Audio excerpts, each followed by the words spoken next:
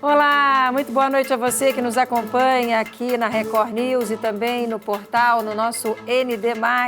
Estamos começando mais um Conexão ND e o assunto de hoje, gente, é maternidade. Quando a mulher vira mãe, fica cheia de dúvidas, né? Sobre a amamentação, sobre os cuidados com o bebê, vários outros assuntos que fazem parte dessa nova fase da nossa vida, né? Aí tem uma fonoaudióloga que acabou virando escritora e tem um perfil no Instagram que é muito bacana. O nome do perfil dela é Mãe Fora da Caixa. E ela, a mãe fora da caixa, Thaís Vilarinho, que é a nossa convidada de hoje aqui no nosso Conexão ND. Thaís, muito boa noite para você. Boa noite, tudo bem, Márcia? Obrigada pelo convite. Um prazer poder participar, conversar aqui um pouquinho com você. Prazer é todo nosso. Muito obrigada por estar com a gente mais uma vez, né? Já conversamos na SC no Ar, foi um bate-papo super gostoso, teve uma repercussão super legal. E aí me veio a ideia de dividir com você mais esse espaço. Afinal de contas, temos mais meia hora aqui de bate-papo para dividir com o nosso telespectador essa sua experiência tão bonita que é lidar com as mães, a partir de uma experiência sua, né, Thaís? Você teve uma depressão pós-parto e eu queria que a gente já começasse falando sobre isso. Tudo que aconteceu na sua vida até o momento de hoje, até você se tornar essa pessoa que virou a grande amiga das mamães. Conta um pouquinho de como foi esse processo na sua vida. Então, na verdade, eu sempre tive vontade de ser mãe. Sempre foi meu sonho. Então, eu adorava brincar de boneca. A minha irmã, quando a minha irmã nasceu, tem até um texto sobre isso no livro. Eu tinha 8 anos. Então, ela foi a minha boneca real, né? Então, eu adorava bebê, sempre gostei. Eu me formei em fonoaudiologia e eu fui trabalhar com bebês, fazendo teste de audição em bebês. Então, eu sempre gostei muito, sempre tive muito sonho de ser mãe. E quando a realidade chegou, a maternidade chegou para mim, na verdade, eu não tinha nenhuma amiga que tinha filhos ainda. A minha irmã, como eu falei, é bem mais nova que eu. E nenhum primo ou nenhuma prima tinha filhos. Então, foi meio a primeirona, assim, sabe? Eu não tinha conversado com ninguém intimamente sobre o que de fato é. Então, eu acho que eu entrei muito romantizada na maternidade, até por ser um mega sonho da minha vida ser mãe. E quando a maternidade chegou, foi sim uma delícia, foi uma super emoção, foi aquela coisa surreal, né, de você ganhar um bebê e ter um filho nos braços, mas veio todos os desafios e com eles, hoje eu acredito que eu tive depressão pós-parto, porque o baby blues ele é meio que esse choro após o nascimento do filho, mais ou menos uns 30 dias, mas a minha questão emocional ela se prolongou por bastante tempo, né?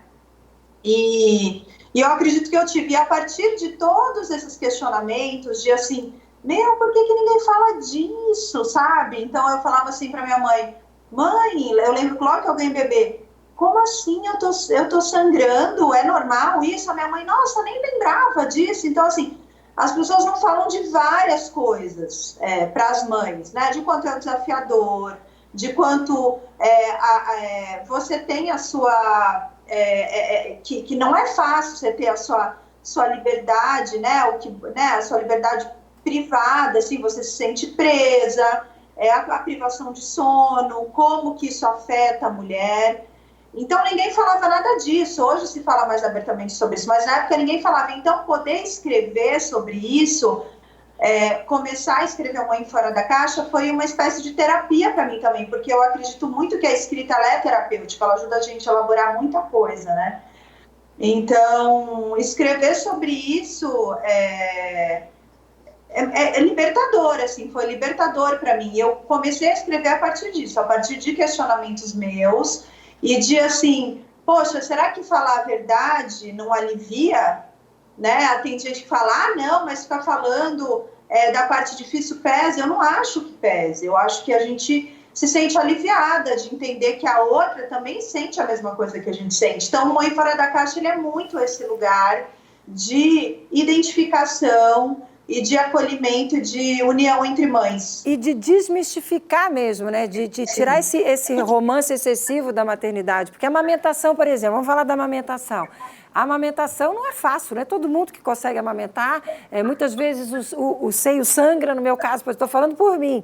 Eu tive muita dificuldade com a amamentação. E eu acho que eu e a torcida do Flamengo, né? Porque a gente escuta muitos relatos de mães com dificuldades, muitas que esperavam amamentar tanto tempo e não conseguiram, outros que nem conseguiram amamentar. Queria que você falasse um pouquinho sobre a sua experiência e o que você escuta, os relatos que você tem. Então, a minha experiência, eu tive bastante dificuldade no começo. Tem até um texto no livro e que tem um trecho na peça que fala exatamente sobre esse lugar.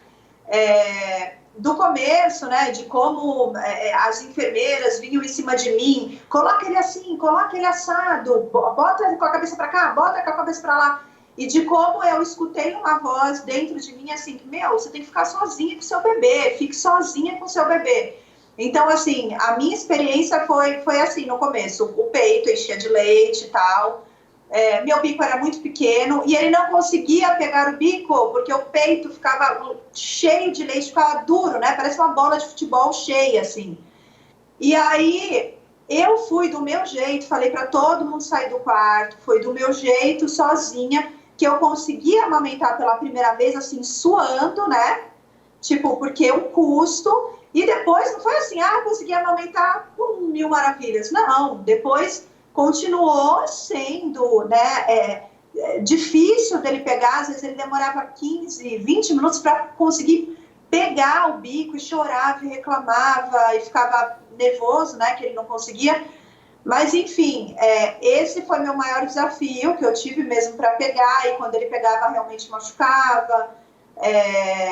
Mas aí, com uma pomada que o meu ginecologista receitou, eu consegui, né? Nunca tive mastite nem nada disso, mas é aquilo, né, Márcia? Essa é a minha experiência. Então, quando eu me propus a fazer Mãe Fora da Caixa e a pensar que ali ele é uma voz de todas as mães, a gente tem que falar de todas as experiências. Então, por isso até que eu publico textos de leitoras que falam sobre a relação que elas tiveram com a amamentação, e eu sou muito do lugar, assim, demais, porque hoje em dia, e eu super entendo, eu super apoio as campanhas de amamentação que existem em tudo, mas eu acho, Márcia, que o principal é a mulher ter liberdade para entender que a relação dela com aquele bebê é único, que a relação dela com a amamentação é única, e que claro que é importante, né, você tentar, a gente dar o nosso máximo em tudo que a gente faz,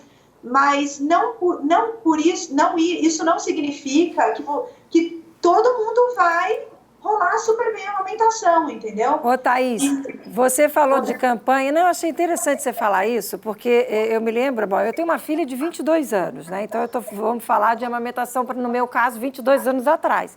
Sim. E eu jornalista, sempre, graças a Deus, sempre trabalhando em televisão. E antes de ser mãe, nossa, eu divulgava as campanhas, eu fazia entrevistas, eu falava e acontecia tal. Quando eu passei a ser mãe, quando eu continuei divulgando, falando, acontecendo, tal. Mas eu comecei a dar a minha opinião quando acontecia um bate-papo com o médico, quando acontecia um bate-papo sobre a amamentação, eu falava.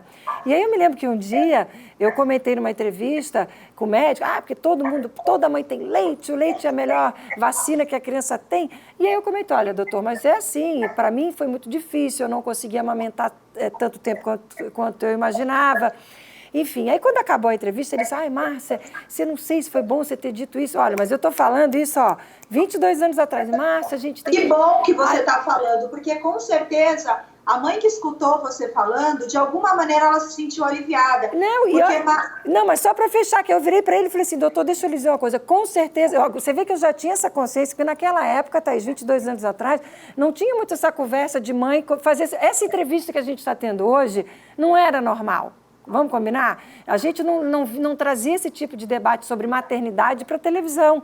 Não era tão comum como é hoje. E quando ele disse para mim assim, Márcia, será que você... Nossa, não sei se foi bom você ter... A gente quer divulgar a amamentação. Eu falei, doutor, a amamentação vai ser sempre divulgada. A gente sabe que o leite é importante, que é a melhor vacina que a criança pode ter. É importante a gente falar isso. Mas eu dizer que eu tive dificuldade para amamentar também é importante.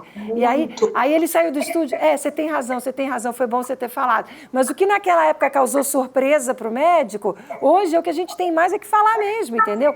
Calma, muita calma nessa hora. Você pode amamentar sim, o tempo que você amamentar está valendo, né? O tempo que você tem esse contato com o seu bebê é super importante para tirar esse peso das mães, né, Thaís? Com certeza, e que a amamentação não é a única forma de você criar vínculo com o seu bebê. Não é. E tem assim um psicanalista inglês que eu estudei muito ele no meu mestrado, Winnicott, que ele fala que a imposição gera mais malefícios do que benefícios. Então, não dá para impor, sabe? A informação ela é essencial, é muito importante a mulher se informar, mas o desejo da mulher, né? O que a mulher está sentindo, eu acho que é topo da lista. Então, assim, o que adianta a mulher estar amamentando se ela não está mais aguentando, se aquilo está gerando um desconforto para ela, se aquilo está gerando dor para ela, se ela já passou do limite dela. Claro que tem gente que amamenta e que tem gente que fala, nossa, eu amamentei sangrando, mas valeu a pena, porque depois eu consegui. Tudo bem, só que essa é aquela pessoa. Tem pessoas que não, então a gente tem que, assim... Eu acho que muito, sabe, Márcia, respeitar o nosso limite. Cada uma tem um limite e todo limite tem que ser validado e respeitado. Eu acredito muito nisso. Vem cá, vamos lá. Instagram, Mãe Fora da Caixa. Aí esse primeiro livro, que é um sucesso, Mãe Fora da Caixa, que agora virou peça de teatro, né? Sim, eu queria falar um pouco sobre a peça. Esse aqui, ó, o primeiro livro. Olha aí. Aqui, ó. Em quanto tempo foi esse processo? O Instagram veio primeiro, o livro surgiu em quanto tempo? Vamos deixar para falar da peça no segundo bloco. Vamos falar agora dos livros. Esse primeiro livro, Mãe Fora da Caixa, veio em quanto tempo depois de você ter a rede no Instagram? Então, na verdade, eu comecei no Instagram em 2014 a escrever para mães. E aí, o que aconteceu? Comecei a escrever, e eu escrevia, na época, em 2014, tinha blog, né? Então, eu escrevia no blog. E aí, escrevia textos mais longos no blog. E aí, eu comecei... E aí, um dia, eu publiquei... Eu fiz um pensamento curtinho, acho que era um parágrafo, e publiquei ele no Instagram. E teve muito comentário, muito engajamento. Eu falei, poxa, eu acho que as pessoas, né, a gente sabe, o mundo hoje é muito rápido, muito acelerado, as pessoas, né, só para dar um clique, para entrar no blog, você já perde bastante gente. E aí eu tive a ideia de começar a escrever textos curtos, bem sintetizados, assim, com começo, meio e fim no Instagram. Objetivo e aí mesmo. Começou a rolar mesmo. E aí, nesses textos, nos comentários, as minhas leitoras escreviam assim, Thaís, você tem que escrever um livro com esses textos, escreve um livro, eu compraria muito um livro seu. Então, assim, elas falam que eu dou força para elas, mas elas não imaginam a força que elas me deram, porque eu jamais, Márcia, acho que teria publicado um livro se eu não tivesse essa rede, se não existisse a rede social, né? E aí veio o primeiro livro, Mãe Fora da Caixa, e foi muito gostoso, assim. No começo a gente fica assim, meu Deus, será que eu vou vender livro? Meu Deus, que doida, como assim?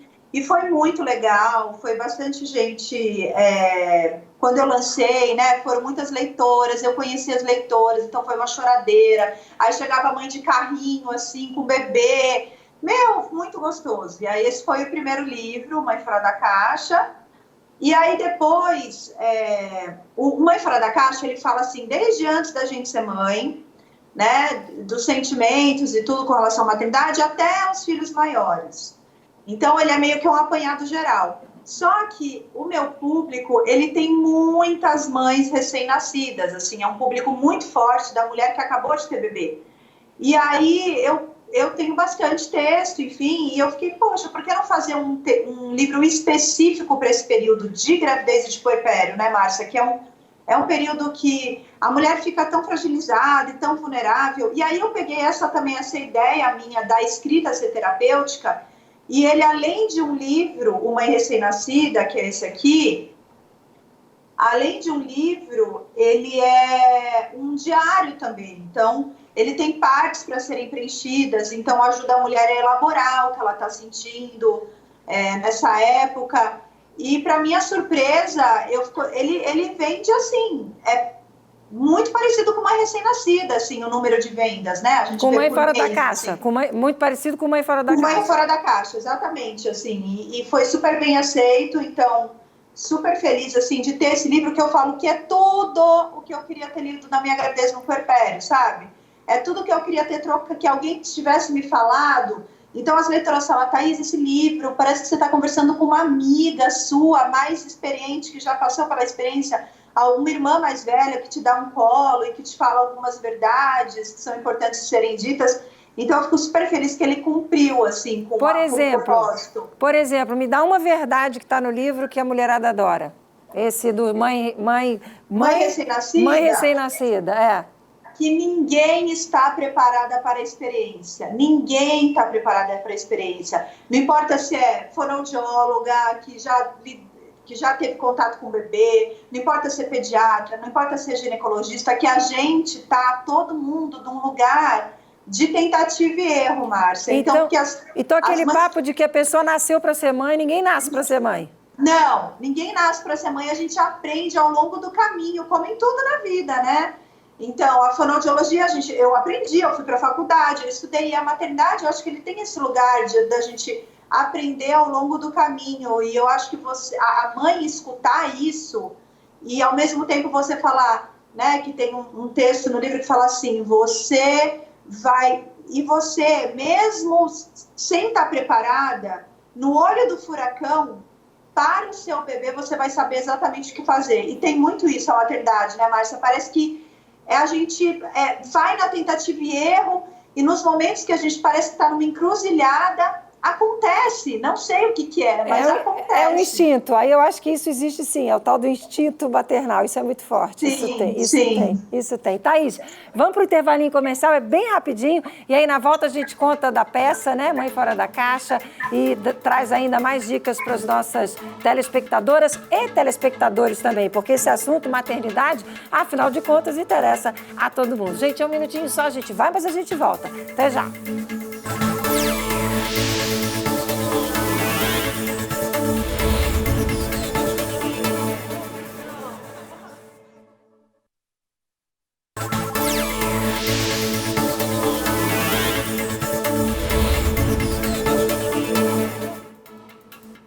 Estamos de volta nessa noite de sexta-feira com o nosso Conexão ND, que hoje conversa com a Thaís Vilarinho. Ela é fonoaudióloga, escritora e uma verdadeira mãe fora da caixa. Ô Thaís, vamos continuar nosso bate-papo aqui, dando dicas para quem nos acompanha. A gente já falou sobre amamentação, a gente já falou que ninguém nasce para ser mãe. O que mais que você percebe que é angustiante nesse processo, principalmente no início dessa nova fase de vida da mulher, quando ela vira mãe? Eu acho que as relações, né, que se estabelecem, assim, a relação com o parceiro é um super desafio, a relação até com a mãe, com a sogra, essa questão de limite, né, da mãe e da sogra respeitarem o lugar da mãe, né? Então, eu recebo muitos recados assim, nossa, mas meu marido, ele não tá... ele tá diferente, ele não entende que eu tenho meu espaço, que eu preciso do meu espaço e tudo. Então, assim, e é um lugar que é diferente, né? Porque é seu marido, mas agora ele é pai, agora você é mãe. E até ajustar tudo isso não é fácil, é um processo. Porque a relação é vista de um outro lugar agora. Porque tem toda essa questão, assim, do que você acha importante, o que ele acha importante, né, Márcia? Você foi criada de um jeito, o pai do seu filho foi criado de outro jeito, então precisam de muitos ajustes e de muita conversa. Então, é um lugar assim que tem muita procura, né, de perguntas e de tudo. A relação com a sogra é sempre uma questão, assim, né? Então, eu sempre converso muito com elas, enfim. E eu acho que é super importante a recém-mãe, ela, sim, estar de ouvidos abertos para a experiência dos mais velhos, mas ela não deixar de crescer por conta, né? De crescer com as próprias pernas. Então, também tem aí um equilíbrio, assim, de você escutar, de você assimilar e de um lugar de você, assim, não, mãe, eu vou fazer, eu acho que é assim, agora eu vou fazer desse jeito. Ou eu falo muito para elas, né, quando elas têm muito atrito com a sogra, assim, coloca o seu parceiro para ter essa conversa com ela. Não precisa você entrar nesse atrito, né? Você pode se colocar, mas coloca ele também para o jogo, para ele também colocar esse limite, né? Até onde você dá abertura e até onde para você não, né? Aqui é meu espaço, eu vou fazer isso, eu vou fazer da minha forma. Agradeço a sua preocupação e o seu conselho, mas eu realmente prefiro fazer dessa maneira. Então, porque é um lugar, né, Márcia, que assim, eu acho que a gente constrói com tempo, com maturidade. E a mãe recém-nascida, ela está lá num lugar de insegurança, de desafio, e ter que lidar com isso, assim, com essas questões todas familiares, é muito complicado. Por isso que eu falo que os livros e o Instagram e toda essa discussão que a gente está tendo aqui, ela não é uma discussão de mães, ela é uma discussão da sociedade, porque a sociedade, ela precisa entender essa mãe que nasce junto com o bebê, né? Nasce o bebê e nasce uma mãe. Então, que é muito desafiador, que eu costumo falar, é uma rave de hormônios dentro de você, né? Uma montanha-russa de hormônios. E eu acho que se todo mundo está alinhado e todo mundo entende que a mulher, ela está nesse lugar emocionalmente vulnerável, sim, a gente está super vulnerável nesse começo, as coisas ficam mais fáceis, sabe? Thaís, de novo vou lembrar de uma experiência que eu vivi. Quando eu estava grávida da Beatriz, que nasceu aqui em Floripa, eu passei mal, tive alguma sensação estranha e fui parar num hospital. Aí o médico me examinou, no final ele olhou para mim e disse assim, dentro do seu quadro doença gravidez, você está ótima. Aí eu na hora fiquei brava, olhei para ele e falei assim, puxa doutor, doença gravidez? Ele falou, Márcia, eu fiz de propósito. Eu sabia que você ia reagir assim. Eu falei, mas por que então que o senhor fez? Porque vocês mulheres são tão fortes, que não se permitem entender que quando estão numa gravidez, estão vivendo um turbilhão de mudanças que poderia até ser comparada à doença. É claro que você não está doente, é claro que não existe doença gravidez, mas você está passando por um processo de muitas mudanças. Então, dentro desse quadro de muitas mudanças, você está ótima.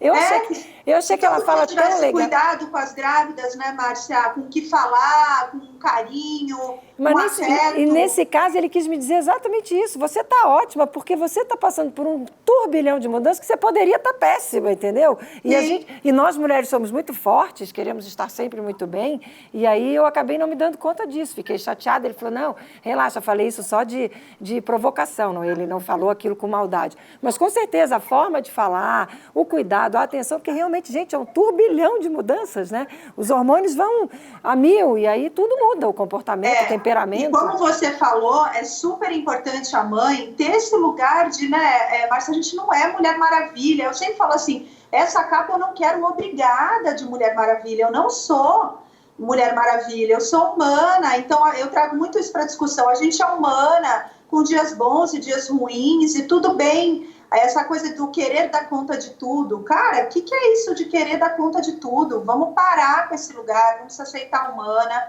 vamos sim dar o nosso máximo, se dedicar, né? É super importante para tudo na vida. Mas não querer ser perfeita. A perfeição, ela é inatingível. Não, a gente é possível e não perfeita. Thaís, né? Pandemia em relação à maternidade. O que você percebeu aí nesses últimos meses? O que eu percebo é que mães solo, né? Mães que solo super sobrecarregadas, porque não tem a rede de apoio. Famílias que têm um parceiro participativo, ou que não era tão participativo assim, mas tem um olhar para casa, tem um olhar para a demanda da casa, melhoraram muito, né? Os casais se uniram muito, o casal que o parceiro olha para a demanda da casa, e casas que o parceiro é zero participativo, que eles colocam num lugar de ajudar a mulher, e a mulher ali sem rede de apoio, foi caos, né? Foi uma sobrecarga muito grande, porque além da mulher cuidar dos filhos, ela também tem que se preocupar com o cara, o que o cara vai comer, o que não sei o quê. Então, assim, é trabalho dobrado. Essa semana eu entrevistei uma advogada especialista em família no SC no Ar e ela trouxe dados que mostram que aumentou loucamente o número de separações e divórcios. E sim, com certeza tem tudo a ver com esse relacionamento. E ela me dizia que isso aconteceu porque as pessoas chegaram à conclusão que não se davam bem. Porque se viam muito pouco antes da pandemia, agora estão se vendo mais e aí incompatibilidade. E aí aumentou sim, e aumentou muito o número de separações. Thaís, para a gente já encaminhar, infelizmente, para fechar, vamos falar da peça, porque eu sei que isso a gente vai gastar um tempo. A peça com a Mia, vocês estão fazendo a peça online, próxima sexta-feira. Hoje já passou, né? Porque a peça é às 8 da noite, não é isso? Sim, sim. A gente tem só mais uma apresentação. Sexta-feira, sexta da semana que vem. Como é que as pessoas acompanham a peça? E fala um pouquinho da peça. Então, a peça online, ela vai ser a próxima sexta, 18 de dezembro, às 20h30. Tem todas as informações lá no Mãe Fora da Caixa, no meu Instagram e no da peça, que é Mãe Fora da Caixa Peça. Lá você encontra todas as informações, os horários e tudo. E a peça para mim é um negócio surreal, né, Márcia? Tipo, porque imagina uma mãe que se tornou escritora através da maternidade, que, nossa, começou a vender os livros, e aí eu estava um dia, inclusive, levando meus livros no correio, porque eu também vendo meus próprios livros, tenho um site, né, que eu vendo os meus próprios livros, além deles estarem nas livrarias.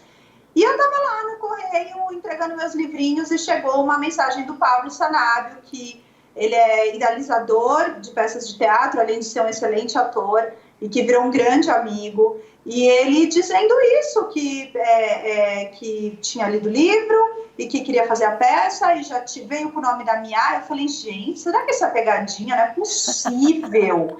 E assim, isso foi em fevereiro. E as coisas foram muito rápido, porque esse e-mail chegou para mim em fevereiro, a gente estreou no Rio em julho de 2019. Então, foi muito rápido e todo mundo muito engajado, sabe? Muito unido no processo da construção da peça. Tanto a diretora, Jona Lebreiro, quanto a roteirista incrível e minha amiga, Cláudia Gomes, que pegou, né, o livro e trouxe muito do livro para a peça e ainda costurou com o humor incrível dela, que ela tem um humor assim, pé na porta, ela é ótima. Então a peça, ela é uma montanha-russa, e como a maternidade, você ri, você chora, você ri, você chora, você ri, você chora, e fica todo mundo assim, gente, o que é isso? E é exatamente essa contradição da maternidade, né? E eu fico muito feliz, porque a gente tem um feedback muito positivo. No Rio foi um sucesso, aqui em São Paulo, antes da pandemia, a Márcia, a gente estava esgotando um teatro de quase 800 lugares, e assim, a gente estava muito feliz, aí veio a pandemia, agora a gente está voltando aos pouquinhos e está com essa opção aí online também. Que maravilha. Thaís, olha, que delícia, mais um bate-papo delícia, muito obrigada por estar com a gente nessa sexta-feira, no nosso Conexão ND. Um ótimo final de semana para você e com certeza você volta aqui ou volta no nosso SC no Ar, com certeza. Obrigada então e até uma próxima oportunidade. Um bom fim de semana para você, Márcia, para todo mundo que está ouvindo. Obrigada pelo carinho, pelo convite, foi uma delícia. Valeu, beijo para você, querida, até a próxima. Beijo, tchau, tchau. É assim que a gente vai encerrando o nosso Conexão ND de hoje. Ótimo final de semana para vocês. Segunda-feira no SC no Ar, cedinho, 6h30 da manhã. Eu espero vocês. Até lá. Tchau.